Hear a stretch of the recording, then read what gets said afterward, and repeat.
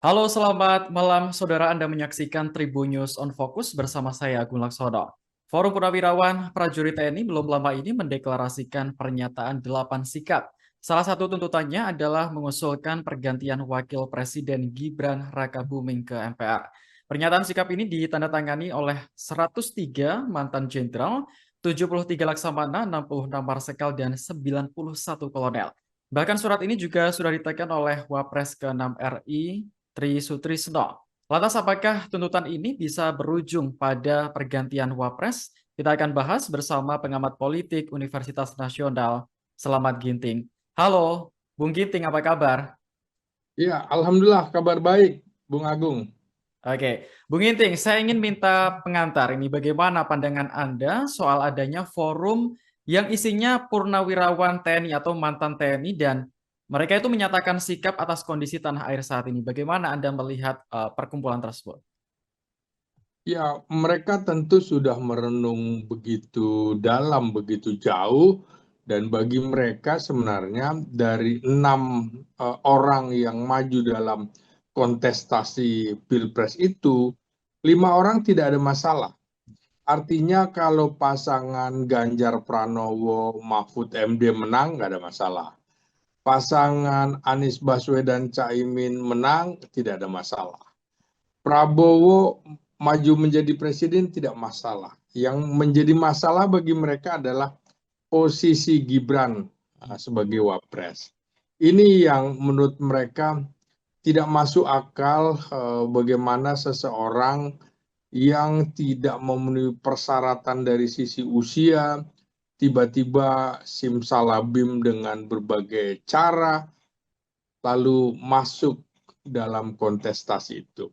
Mereka tentu mempertimbangkan sejumlah wakil presiden Indonesia sejak Muhammad Hatta, kemudian Sri Sultan Hamengkubuwono ke-9, ada Malik, kemudian Umar Wirahadikusuma, Sudarmono, Tri Sutrisno, lalu Habibie, Megawati, Hamzahas, Yusuf Kala, Budiono, dan juga yang terakhir Ma'ruf Amin, mereka tidak ada masalah. Jadi khusus untuk Gibran memang menjadi catatan tersendiri bagi mereka yang bisa dibilang usianya rata-rata sudah 70 tahun ke atas, 70, 80, bahkan Pak Tri Sutrisno sudah 90 tahun November ini. Bagi mereka ini usia yang memang sudah senja, bahkan sangat senja. Mereka tidak ingin Republik ini menjadi kacau balau jika terjadi sesuatu secara konstitusi apabila presiden memangkat atau tidak bisa menjalankan fungsi kepresidenannya, maka otomatis wakil presiden yang akan menggantikan. Melihat sepak terjang selama 6 bulan ini, kiprah wakil presiden Gibran, maka mereka memastikan bahwa mereka tidak bisa bertopang dagu begitu saja, mereka harus ambil sikap. Setidaknya mereka sudah mengemukakan apa yang ada di hati dan pikiran mereka, tidak ingin terjadi instabilitas nasional apabila terjadi pergantian yang tidak diharapkan. Nah, mereka sebagai penjaga stabilitas nasional menjadi kiraan bagaimana kalau terjadi situasi A, situasi B, situasi C. Karena itu dia mengingatkan kepada pemerintah Presiden Prabowo Subianto karena heavy-nya presiden, presidenlah sebagai kepala negara, kepala pemerintahan, yang lain adalah pembantu presiden. Ini artinya mengingatkan juga kepada parlemen, dalam hal ini DPR yang terdiri dari 9 atau 8 partai politik yang ada di parlemen untuk memikirkan kembali situasi apabila terjadi situasi yang darurat.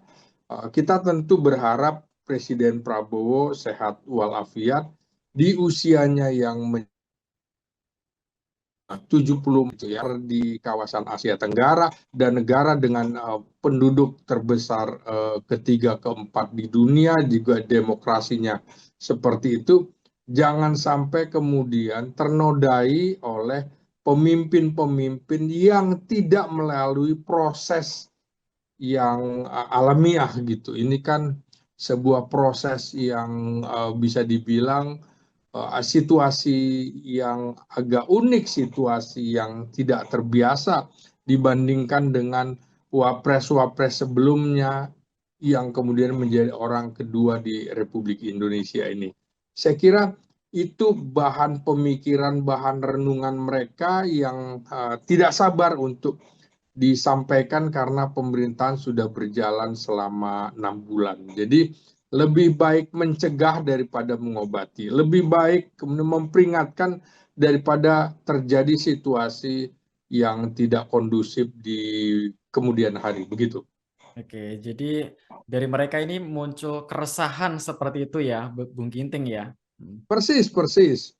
Jadi kan mereka rata-rata adalah usia 70, 80 sampai 90 tahun dan sudah merasakan bagaimana pahit getirnya pergantian kepemimpinan nasional, misalnya dari era Pak Harto kemudian ke Habibie yang cukup berdarah-darah. Waktu itu ada reformasi, dari Habibie ke Gus Dur juga begitu, dari Gus Dur ke Mega seperti itu. Tapi mereka masih bisa menerima ketika misalnya Habibie menggantikan Presiden Soeharto, kemudian Gus Dur menggantikan Habibie, Megawati menggantikan Gus Dur. Nah, itu kan situasinya situasi yang tidak terbiasa, tidak biasa pergantian kepemimpinan nasional melalui sebuah gejolak. Masa sih kita sudah negara yang sudah berusia 80 tahun pada Agustus nanti harus menghadapi sebuah situasi yang sangat mencekam apabila situasi terjadi hal-hal yang di luar dugaan. Menurut saya ini memang sebuah proses yang tidak langsung dengan secepatnya sebulan, 2 bulan, 3 bulan bisa berubah. Saya kira ini konsolidasi politik juga harus dipikirkan kembali apabila situasi tidak memungkinkan untuk Gibran menjadi presiden, apabila misalnya Presiden Prabowo terjadi sesuatu terhadap Presiden Prabowo Subianto. Nah ini kan nantinya tentu saja DPR atau partai politik ini harus berhimpun, kemudian memikirkan siapa yang akan menggantikan kalau memang situasi memaksa Gibran harus dimakzulkan. Maka tentu saja partai-partai di parlemen tentu memperhitungkan partai-partai besar terutama PDIP sebagai partai pemenang pemilu legislatif, kemudian juga yang kedua adalah Gerindra dan Golkar, di mana urutannya kedua dan ketiga masing-masing di parlemen, dan Gerindra serta Golkar juga yang terbesar di antara partai-partai politik di koalisi pemerintahan. Tentu gejolak ini menurut saya sih sudah dipikirkan juga oleh partai politik, apalagi Gibran bin Jokowi ini, Jokowi tidak punya partai di parlemen.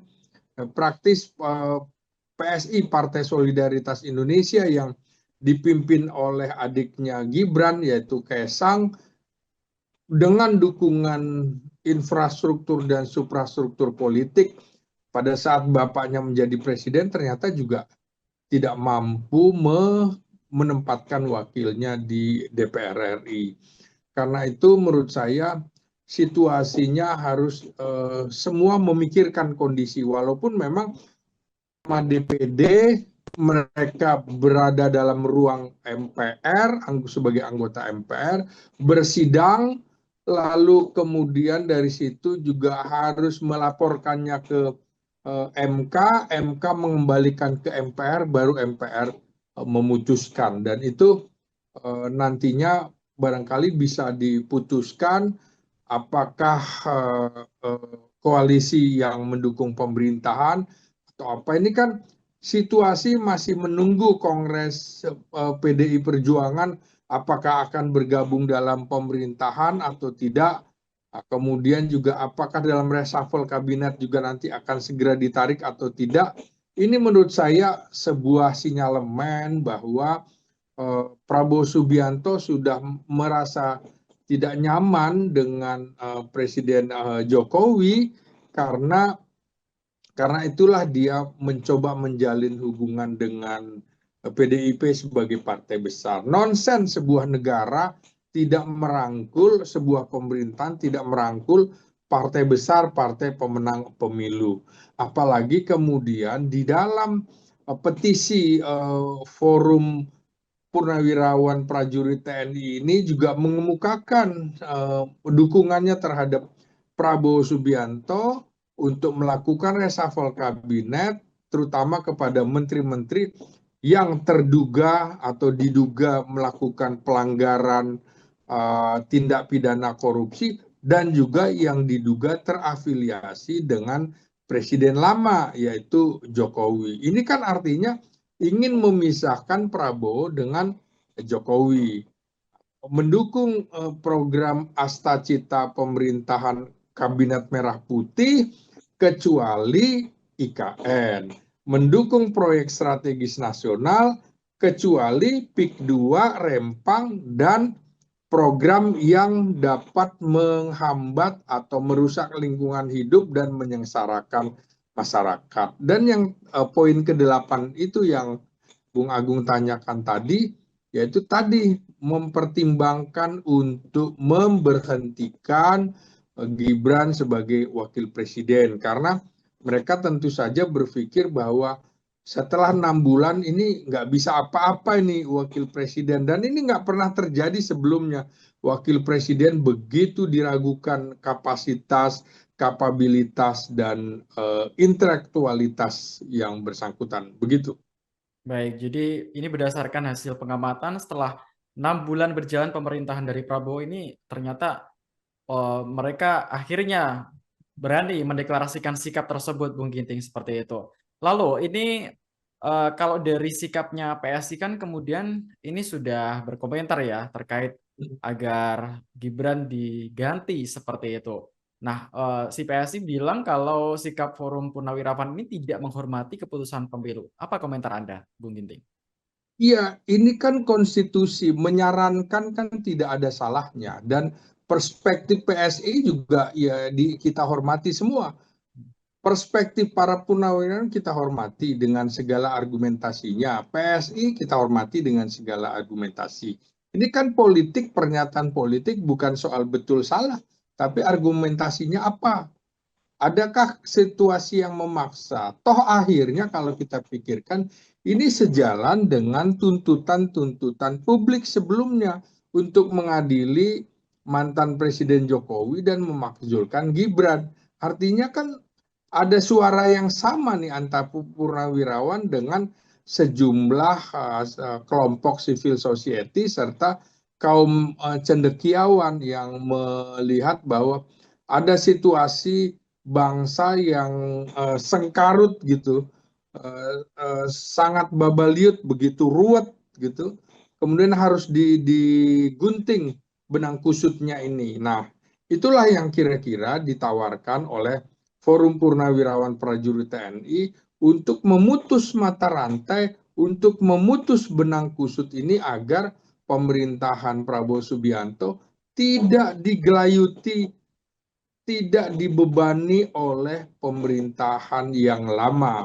Karena itu pula Presiden SBY juga Presiden ke-7 kita SBY juga sudah sampai diingatkan dan juga SBY sudah mengingatkan juga dalam forum SBY Institute pemimpin yang sebelumnya mestinya jangan terlalu banyak bicara, jangan terlalu banyak beraktivitas yang cenderung terkesan ada cawe-cawe politik. Nah, ini kan beberapa menteri Prabowo Subianto bolak-balik seperti melaporkan kepada Presiden Jokowi. Mestinya menurut saya Presiden Jokowi menyarankan kepada menteri-menteri itu nggak usah datang ke tempat saya lah, dan situasinya tidak bagus nanti dicap dan macam-macam, ada konotasi-konotasi negatif. Nah, tapi ini kan berkali-kali orangnya ya itu-itu juga.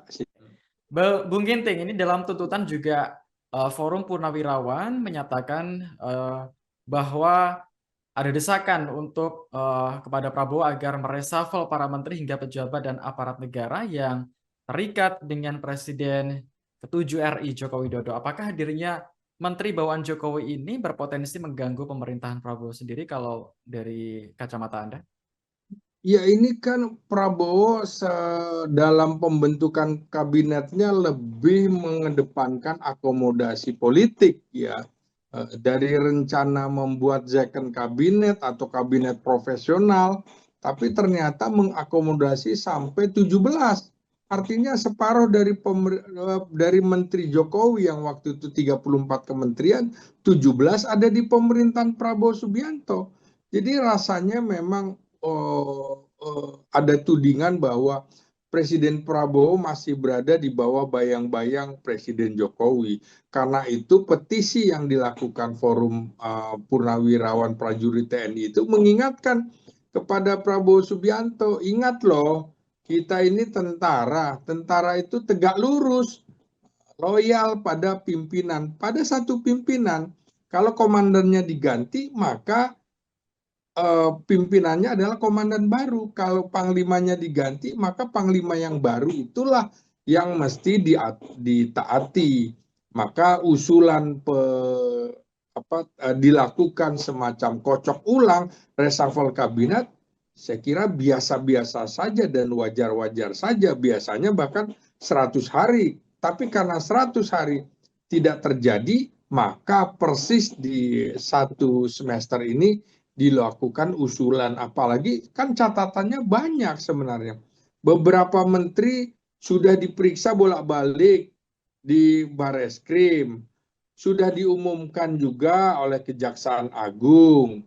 Ada menteri-menteri yang diduga menyalahgunakan kekuasaannya, kan muncul di media massa, sehingga mereka sebenarnya memberikan kekuatan tambahan kepada Prabowo. Ini kan amunisi baru yang didukung oleh militer, purnawirawan, dan itu tokoh-tokoh senior, lebih senior daripada Prabowo penanda tangannya.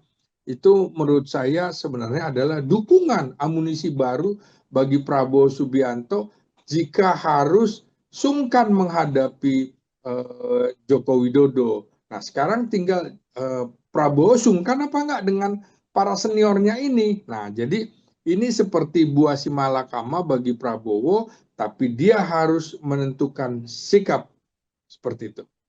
Oke, lalu kami mendapat informasi bahwa Bung Gini juga sempat bertemu langsung dengan Bapak Tri Sutrisno menyoal tuntutan Forum Purnawirawan ini. Apa yang beliau sampaikan, Bung Ginting?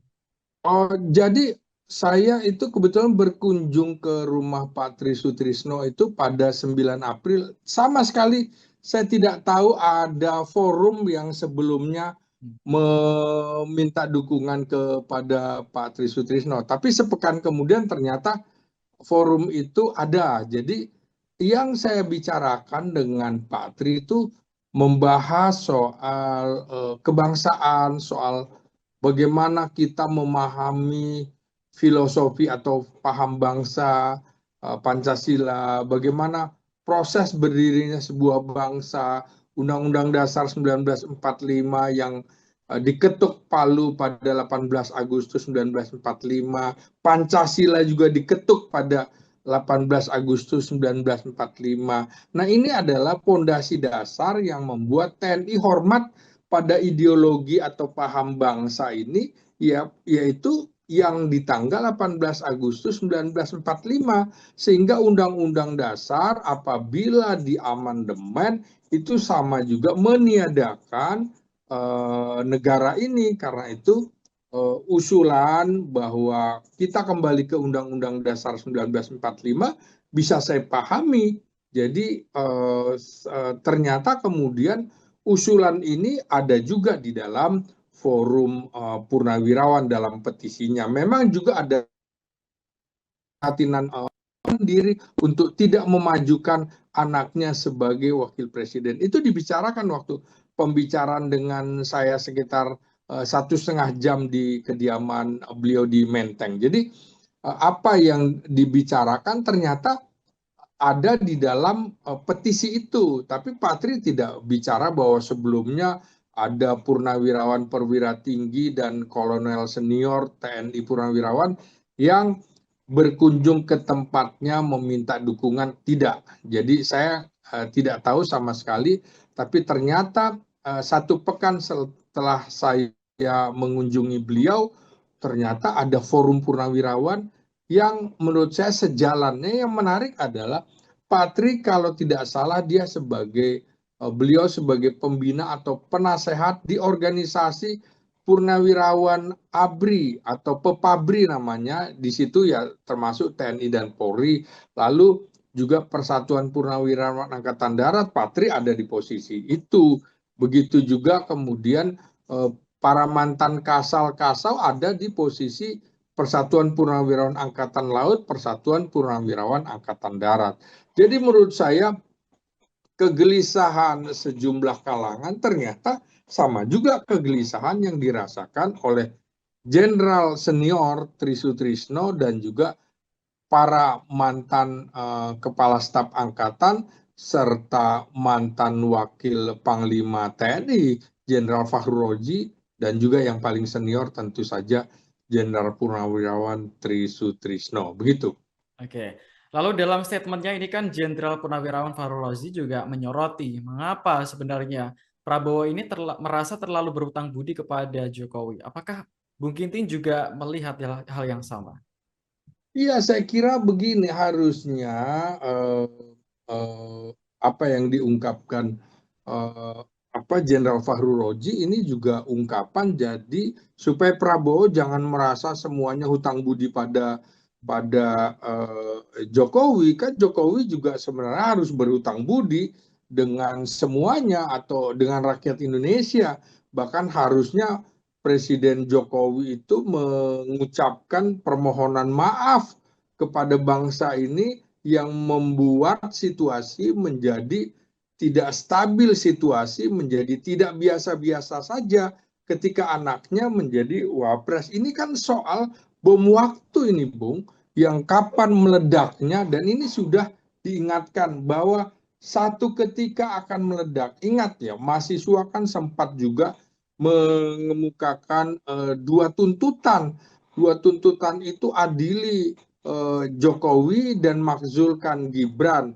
Itu kan kemudian tertutup oleh demo undang-undang penolakan undang-undang TNI yang bagi publik yang memahami kok aneh ya, dari penolakan atau tuntutan adili Jokowi karena Jokowi disebut dalam dokumen OCCRP sebagai salah satu pemimpin terkorup di dunia, maka harus itu diadili. Dan juga pemakzulan Gibran karena memang munculnya menjadi sebuah perdebatan yang tidak akan pernah selesai, Bung, sampai mereka akhirnya harus terus-menerus. Jadi menurut saya ini bisa menjadi bola salju, tuntutan atau petisi para jenderal Angkatan Darat, Angkatan Laut, dan Angkatan Udara ini kepada pemerintah Prabowo Subianto. Jadi ini sebenarnya semacam dukungan kepada Presiden Prabowo Subianto untuk bisa lepas dari bayang-bayang Presiden Jokowi, begitu. Oke. Seandainya benar-benar nanti akan lepas dari bayang-bayang Jokowi, adakah pengaruhnya bagi pemerintahan Prabowo ke depan, Bung Ginting? Oh ya, tentu saja ada. Jadi bebannya tidak terlalu berat lagi. Artinya beban hutang budi kan harusnya sudah selesai. Makanya menurut saya juga Prabowo menggunakan cara-cara yang dilakukan dengan pelan-pelan. Caranya dilakukan dengan dalam tanda petik mungkin model Jawa. Sebenarnya reshuffle kabinet menurut saya itu sudah terjadi dengan adanya misalnya pengumuman Menteri Sekretaris Negara itu Prasetyo menjadi juru bicara Presiden. Padahal kan sudah ada kepala kantor komunikasi kepresidenan. Jadi cara-caranya seperti itu. Juga ketika Budi Ari terindikasi terjerat dalam kasus judol atau apapun ya kontroversi di Kementerian Kominfo waktu dia menjabat menteri di sana. Lalu kan Presiden Prabowo beberapa kali justru memanggil wakil menteri Yandri Susanto yang dari PAN itu baru 1 hari sudah menggunakan kop menteri untuk mengumpulkan massa dengan alasan haul orang tuanya.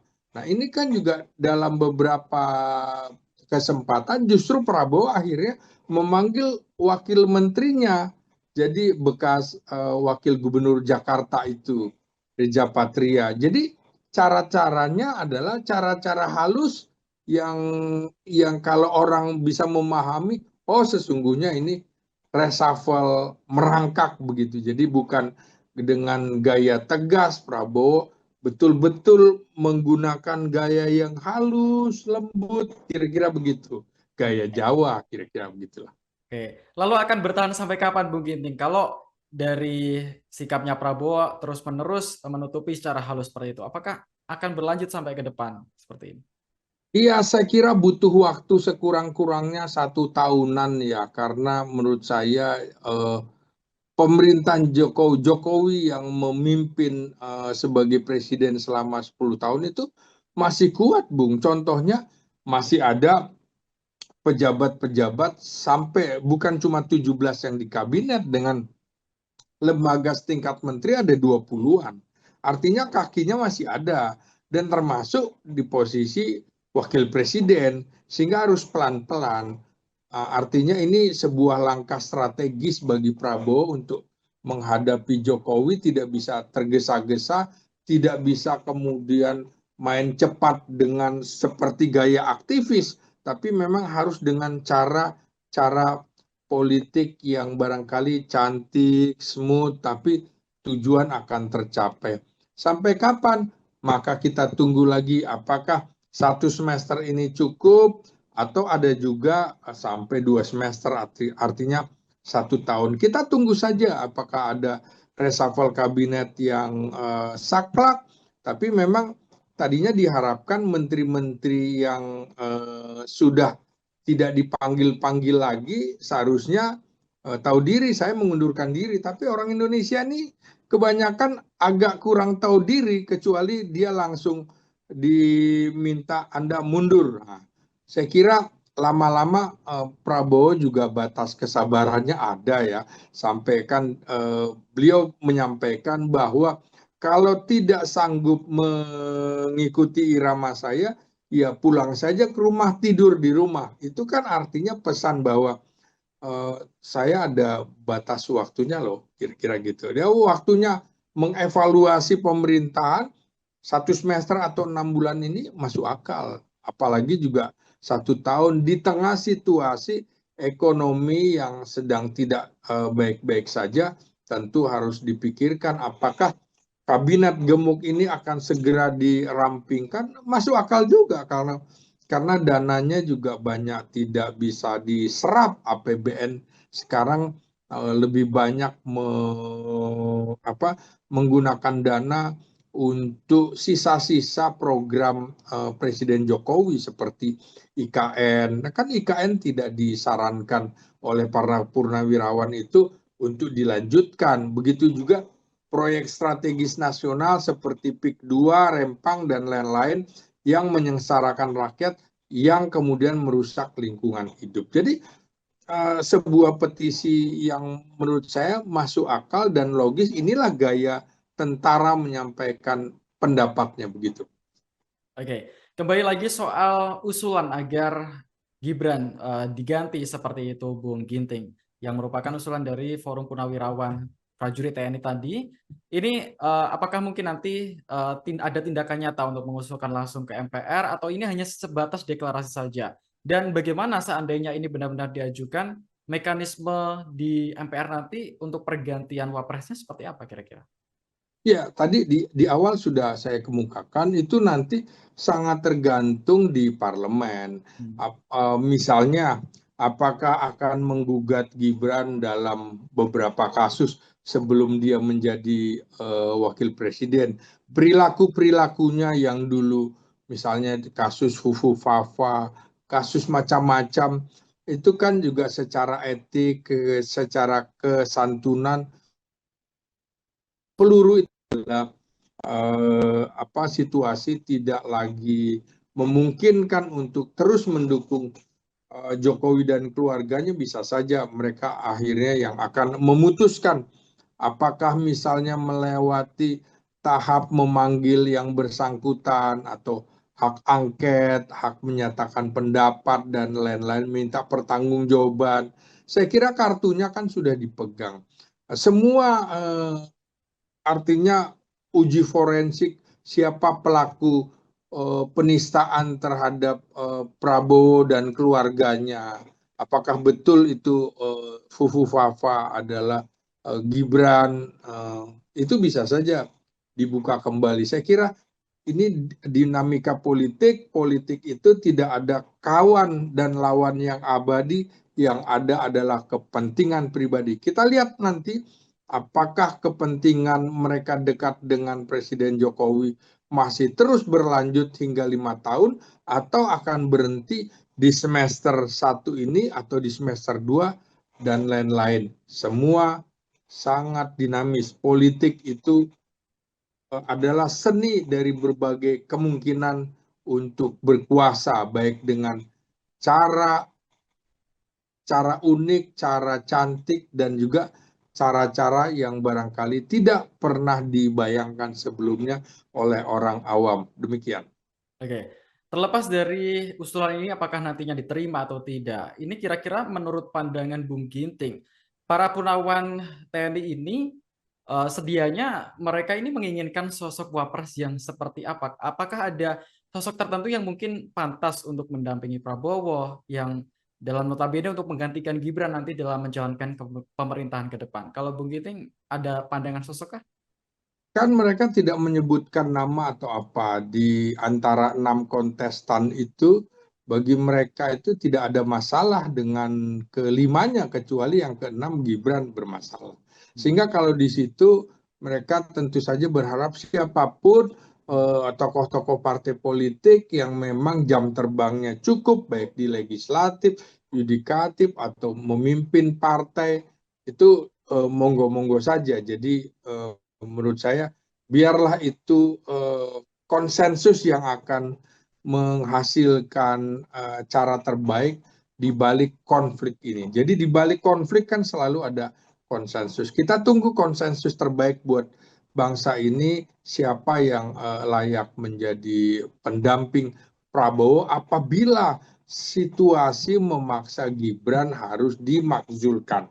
Ini semua berpotensi. Artinya bisa iya, bisa tidak, tergantung dinamika politik yang berkembang ke depan. Oke, terakhir Bung Kiting, bagaimana Ya, lalu sedianya Prabowo bersikap atas Jokowi jika nanti memang Gibran dimakzulkan? Apakah ini juga akan membuat hubungan keduanya menjadi renggang? Dan bagaimana sikap yang elok bagi Jokowi sebagai mantan presiden? ya saya kira Jokowi aja tidak berpikir bahwa keputusannya akan membuat renggang dan juga putus hubungan dengan PDIP. Maka saya kira juga semua akan berpikir sama.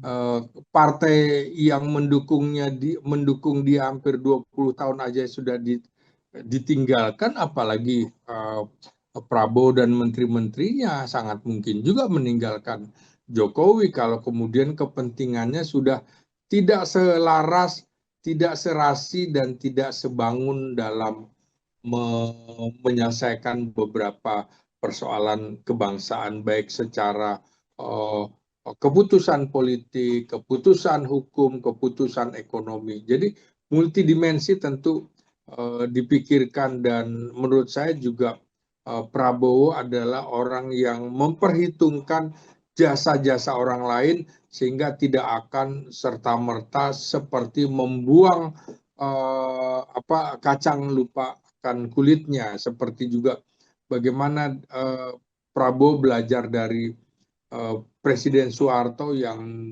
tidak semena-mena membuang Presiden Soekarno begitu aja. Jadi lewat cara-cara yang kalau orang Jawa bilang mungkin istilahnya mikul dua mendem jero, juga sama dengan Indonesia tahun 1945 beberapa mantan presidennya diadili kalau memang sudah keterlaluan dan membuat kesengsaraan bagi bangsa dan negaranya, termasuk memiskinkan presiden dan keluarganya karena terbukti menggunakan keuangan negara, terbukti memporak-porandakan perekonomian nasional negaranya. Jadi bisa saja contoh di Korea Selatan, toh dia bisa lebih maju juga dari Indonesia tanpa harus memikirkan presidennya diadili, ternyata bisa maju. Berpikir bahwa semua adalah sama di muka hukum. Berarti presiden atau mantan presiden ya sama di muka hukum. Kalau salah ya salah saja, jangan kemudian dibela secara membabi buta begitu. Baik, kita lihat bersama nanti ke depan ya Bung Giting, apakah Iya, nanti usulan dari Purnawirawan Forum TNI ini akan bisa ya kita tidak akan tahu apa yang terjadi berikutnya ya, nanti apakah iya, benar-benar akan bisa memakzulkan Gibran atau tidak, atau justru Gibran nanti akan terus mendampingi Prabowo sampai masa jabatan berakhir, kita juga tidak tahu, makanya kita tunggu bersama seperti itu. Oke. Terima kasih oke, iya, Bung Ginting atas iya. waktunya. Dan saya Agung Laksono mewakili kerabat kerja mengucapkan terima kasih atas kebersamaan Anda. Terima kasih dan sampai jumpa. Download Tribun X sekarang. Menghadirkan lokal menjadi Indonesia.